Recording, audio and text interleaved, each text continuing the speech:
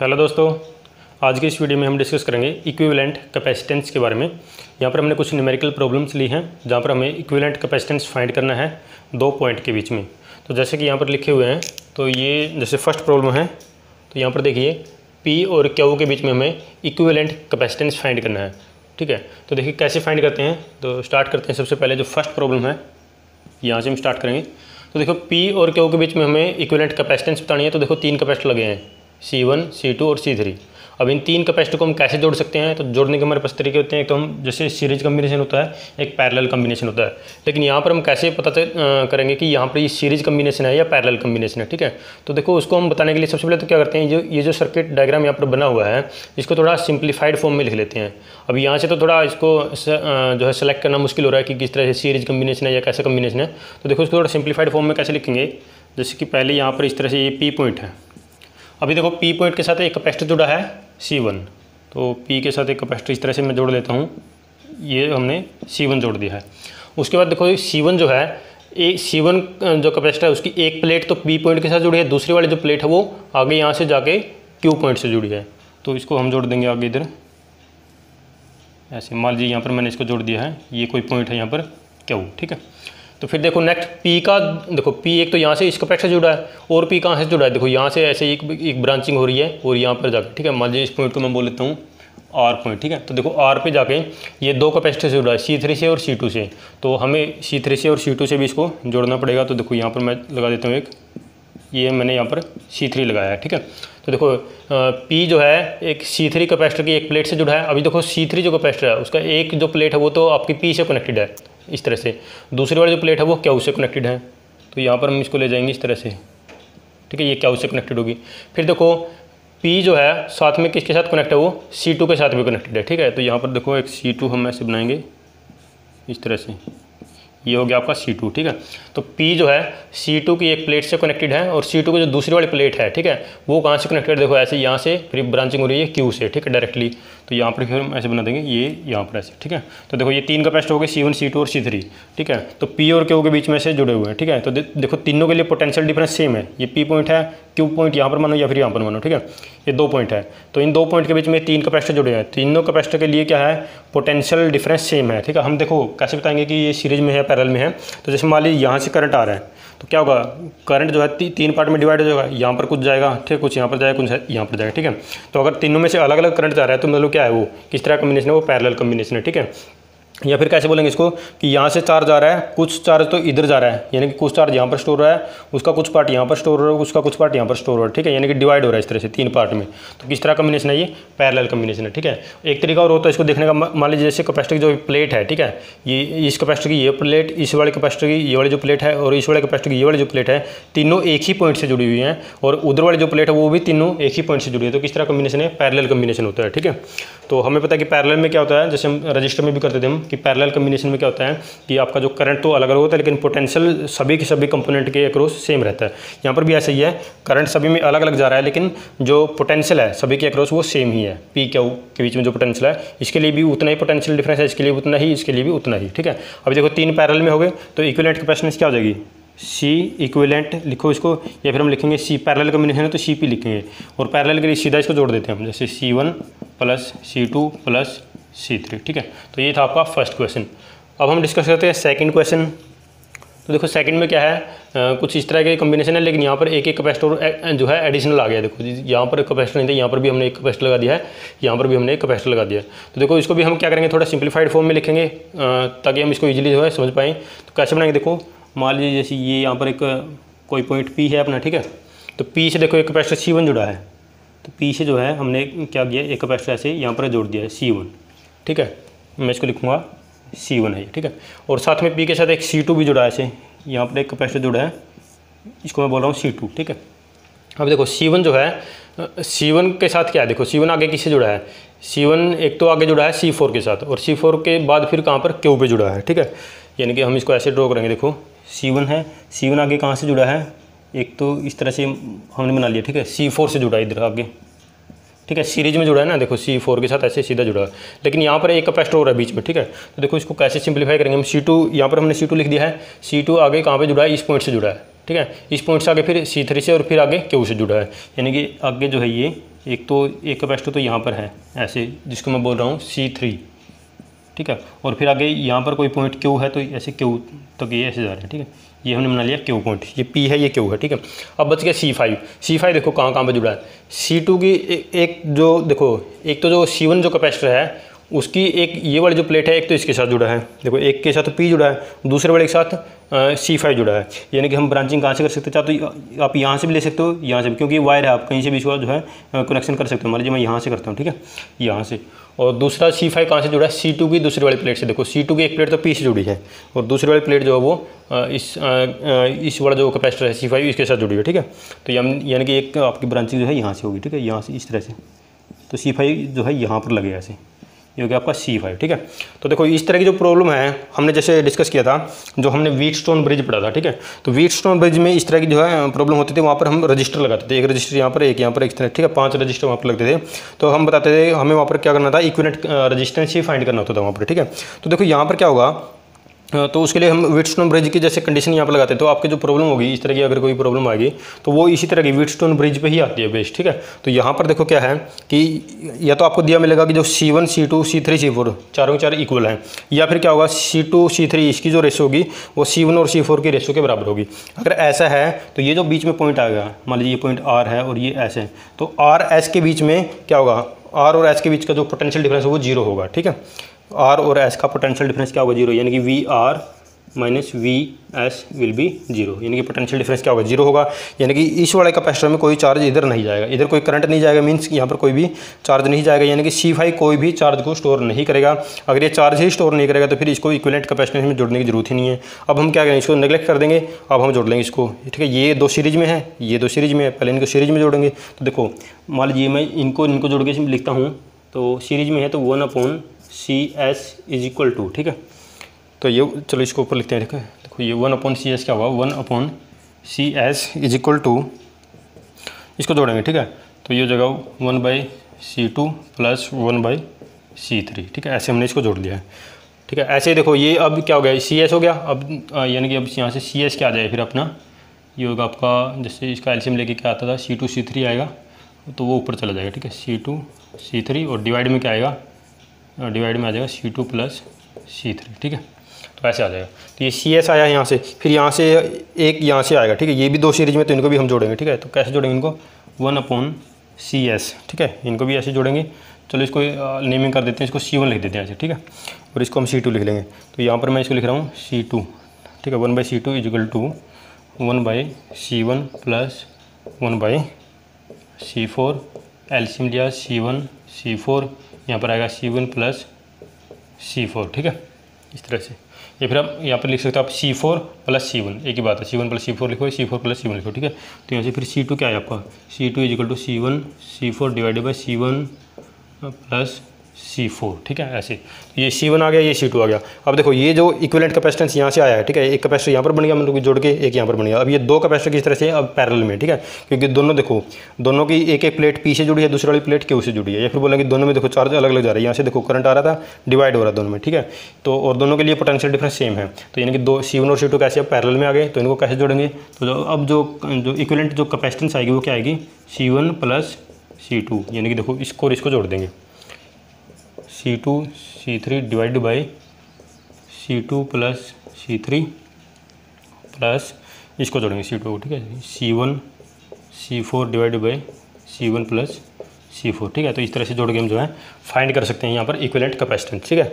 उसके बाद third problem आपकी जो है, ये इसको डिस्कस करते हैं थर्ड। तो यहाँ पर देखो इस तरह की जितनी भी प्रॉब्लम होगी उनको हमें कैसे स्टार्ट करना है। तो देखो जैसे ये प्रॉब्लम है, तो इसको हमें स्टार्ट कैसे करना है, इसको हम करेंगे बिल्कुल लास्ट में से, इधर से हम इसको स्टार्ट करेंगे, ठीक है।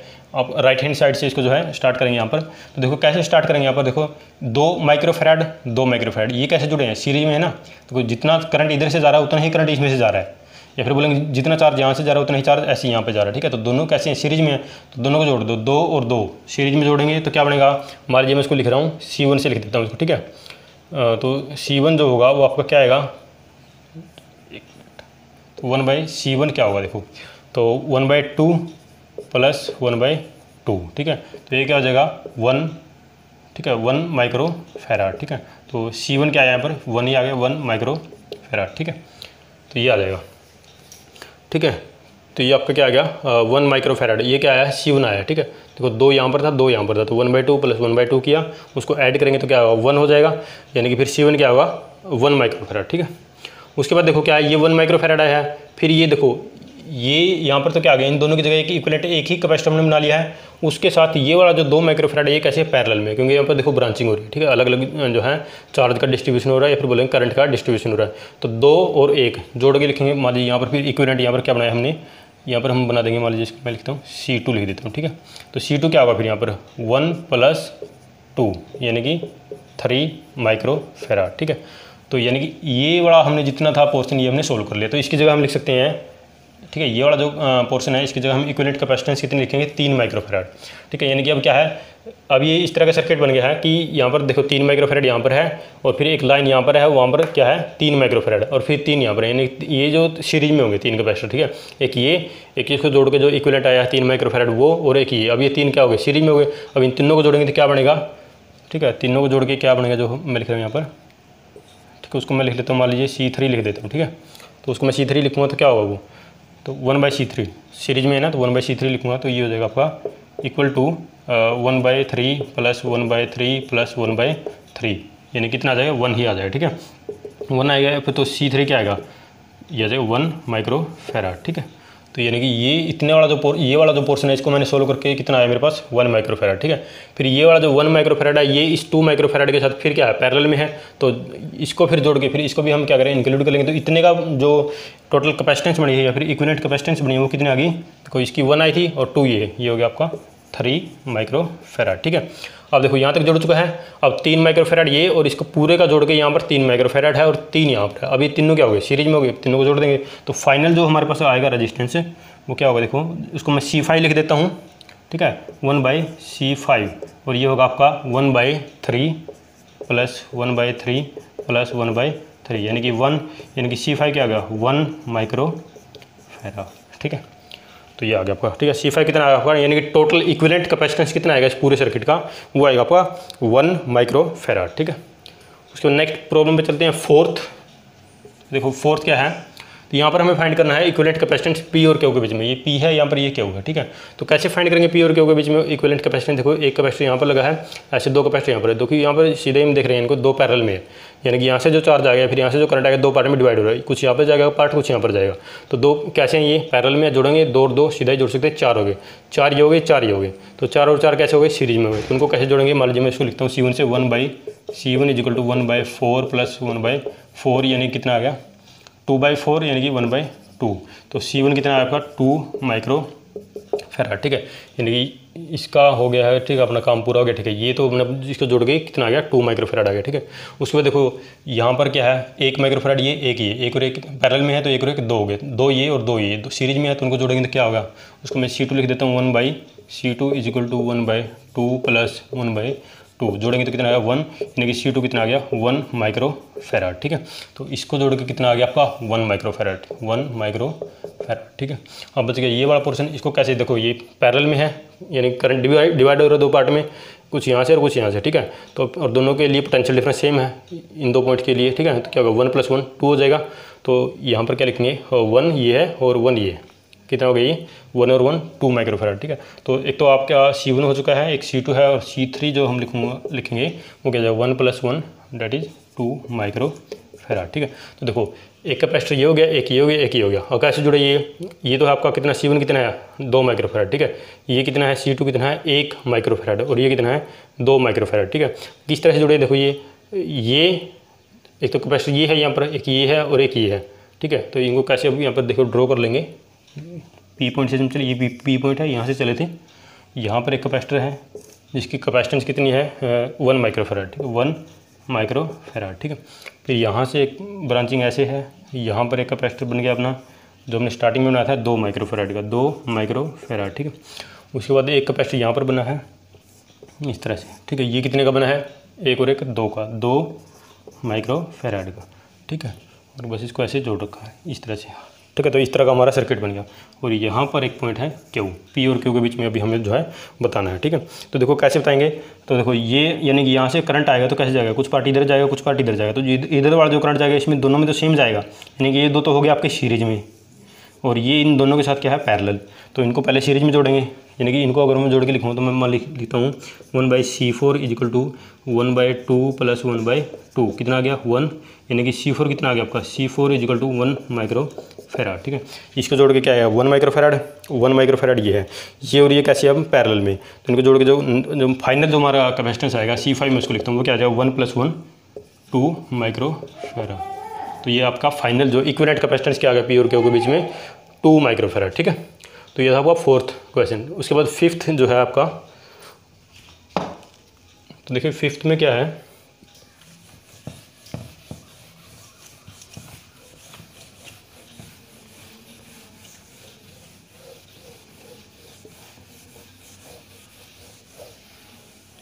देखो 5th जो है ये क्या किया है, 4 प्लेट है, जैसे मेटल की प्लेट है 1 2 3 4 प्लेट हैं।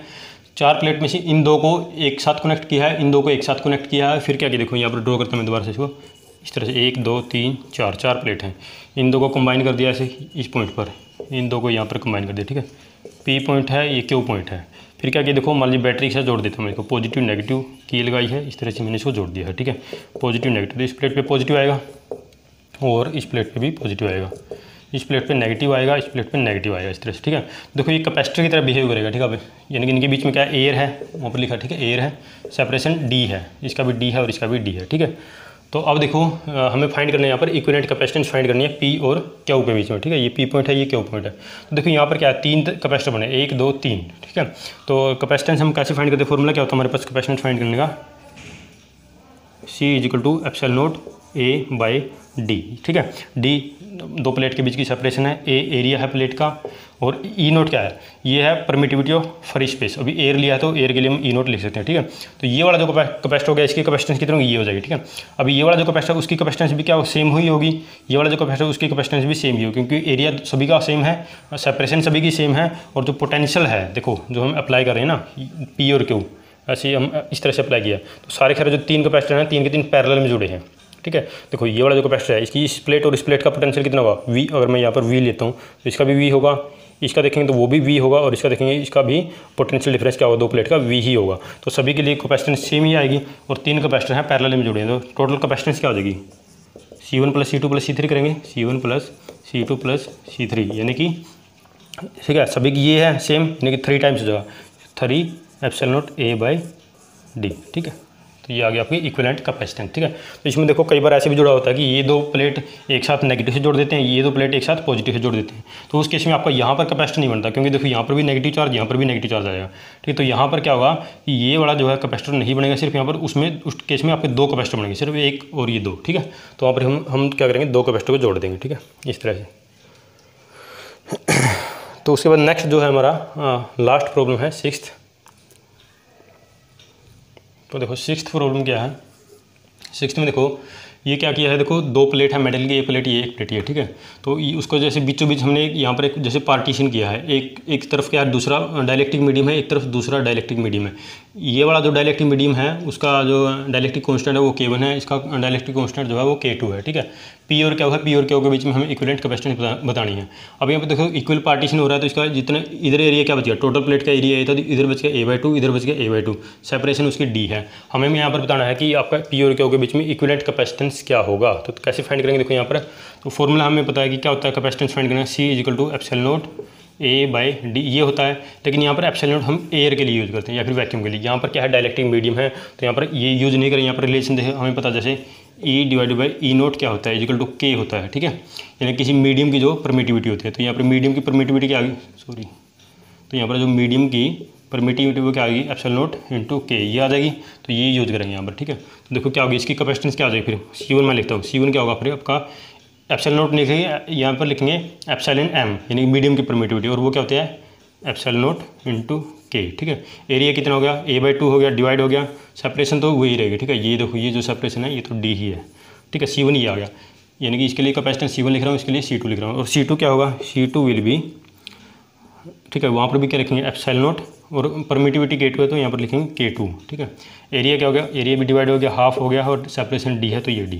अब C1 और C2 किस तरह से जुड़े हैं, देखो C1 और C2 दोनों के लिए क्या है, आपका जो पोटेंशियल डिफरेंस है वो सेम रहेगा, यानी कि दोनों कैसे जुड़े हैं, पैरेलल में जुड़े हैं। तो जो इक्विवेलेंट कैपेसिटेंस आएगी वो क्या आएगी, C1 प्लस C2 आएगी, दोनों को जोड़ देंगे, ठीक है। तो जोड़ेंगे तो क्या होगा, देखो epsilon not A divide by 2D into K1 plus, अच्छा ये K1 है, यहाँ पर K1 लिखेंगे, यहाँ पर K2 लिखेंगे, ये K1 प्लस K2 हो जाएगा, ठीक है। तो ये आ गया आपका equivalent capacitance between P and Q, ठीक है। तो इस तरह से हम करना है, ठीक है। और देखो इसमें एक ये और होता है कि यहाँ पर कई बार पार्टीशन यहाँ की बजाय ऐसे आ जाता है, अगर पार्टीशन ऐसे आ गया, ठीक है, इस तरह बीच से, और यहाँ पर ये अलग मीडियम है K1, ये अलग मीडियम है K2, तो यहाँ पर भी ऐसे करेंगे, इसकी कैपेसिटेंस C1 मानेंगे, इसकी कैपेसिटेंस C2 माने। तो उस केस में देखो एरिया तो सेम रहेगा, एरिया A/2 ऐसे नहीं होगा, एरिया तो A ही रहेगा, लेकिन ये D जो है D डिवाइड हो जाएगा, यहाँ पर D/2 हो जाएगा, यहाँ पर भी D/2। तो देखो उस केस में C1 क्या होगा, उस केस में C1 जो होगा वो होगा आपका एप्सिलॉन नॉट K1, ठीक है। A divided by D half हो जाएगा, ठीक है। अब पूरा D नहीं, अब D/2 हो जाए तो 2 ऊपर जाएगा, ऐसे लिखेंगे, ठीक है। तो यहाँ पर फिर C2 क्या होगा, एप्सिलॉन नॉट A और K2 डिवाइडेड बाई D/2, ठीक है। D/2 लिखो या 2 ऊपर ले जाओ, ठीक है। ये C1 और C2 हो गए, ठीक है। और अब ये C1 और C2 किस तरह से जुड़े हैं, देखो यहाँ पर देखिए, अब इनका कम्बिनेशन कैसा हो गया, अभी इनको बोलेंगे हम कि ये सीरीज कम्बिनेशन है, तो इनको फिर हम सीरीज कम्बिनेशन के हिसाब से इनको ऐड करेंगे, ठीक है। कैसे करते हैं ऐड सीरीज में, जैसे हम मान लीजिए 1/CS करते हैं ना, तो क्या आ जाएगा 1/C1 प्लस 1/C2, ठीक है। ये फॉर्मूला लगा के इनको ऐड कर देंगे, ठीक है। तो ये था आपका इक्विवेलेंट कैपेसिटेंस हमने फाइंड किया, कुछ जो इंपॉर्टेंट जो न्यूमेरिकल्स थे, ठीक है।